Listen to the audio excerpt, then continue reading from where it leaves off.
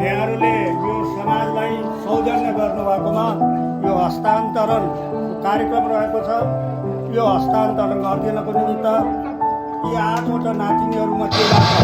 सबैको नेतृत्व गरेर पुष्पा भन्ने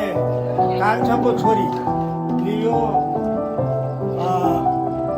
सामानहरू हस्तान्तरण गरिदिनको निमित्त म अनुरोध गर्दछु र अबिर लगाइदिन आमा त्यही त कुरा त्यो अबिर लगाइदिनको निमित्त आमा समूहको अध्यक्ष दुवै धर्मको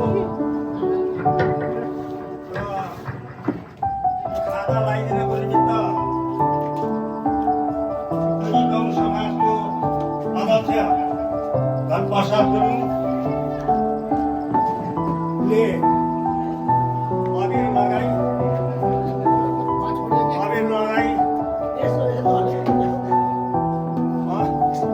अबिर लगाई हस्तान्तरण कार्यक्रम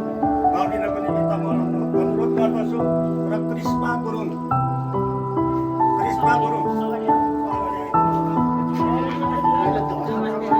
नमस्ते नमस्ते।